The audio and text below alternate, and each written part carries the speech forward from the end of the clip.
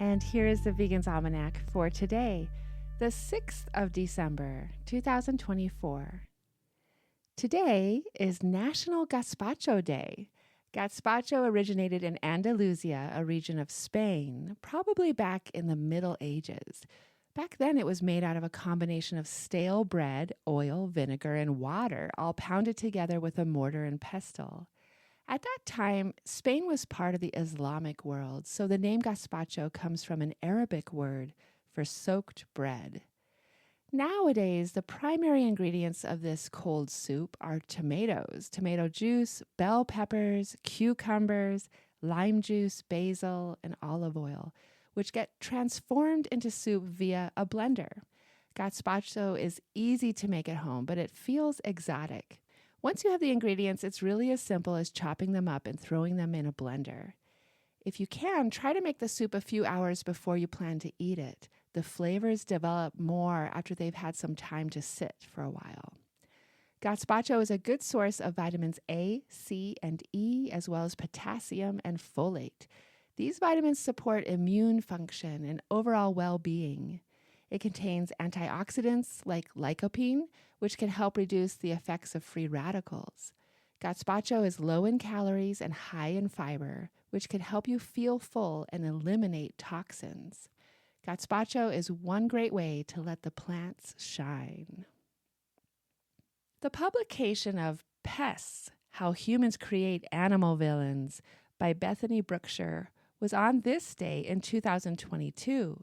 An engrossing and revealing study of why we deem certain animals pests and not others, from cats to rats, elephants to pigeons, and what this tells us about our own perceptions, beliefs, and actions, as well as our place in the natural world. A squirrel in the garden, a rat in the wall, a pigeon on the street. Humans have spent so much of our history drawing a hard line between human spaces and wild places. When animals pop up where we don't expect or want them, we respond with fear, rage, or simple annoyance. It's no longer an animal, it's a pest. At the intersection of science, history, and narrative journalism, this book is not a simple call to look closer at our urban ecosystem. It's not a natural history of the animals we hate. Instead, this book is about us. It's about what calling an animal a pest says about people, how we live, and what we want. It's a story about human nature and how we categorize the animals in our midst, including bears and coyotes, sparrows and snakes, pet or pest. In many cases, it's entirely a question of perspective. Bethany Brookshire's deeply researched and entirely entertaining book will show readers what there is to venerate in vermin and help them appreciate how these animals have clawed their way to success as we did everything we could to ensure their failure. In the process, we will learn how the pests that annoy us tell us far more about humanity than they do about the animals themselves. And here's a poem for today, Ode to Tomatoes by Pablo Neruda. The street filled with tomatoes midday summer.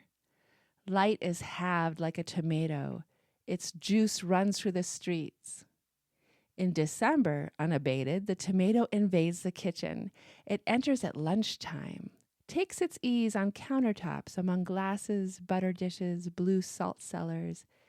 It sheds its own light, benign majesty, a cool sun, profound, inexhaustible, populates the salads of Chile. Happily, it is wed to the clear onion, and to celebrate the union, we pour oil, essential child of the olive, onto its halved hemispheres. Pepper adds its fragrance, salt its magnetism. It is the wedding of the day. Parsley hoists its flag, potatoes bubble vigorously, the aroma knocks at the door. It's time, come on.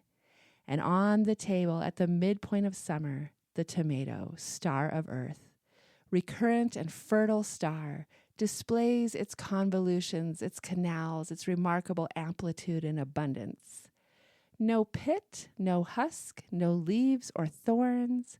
The tomato offers its gift of fiery color, and cool completeness. Ode to Tomatoes by Pablo Neruda. This has been the Vegan's Almanac with the reminder to share the world with animals and eat plants.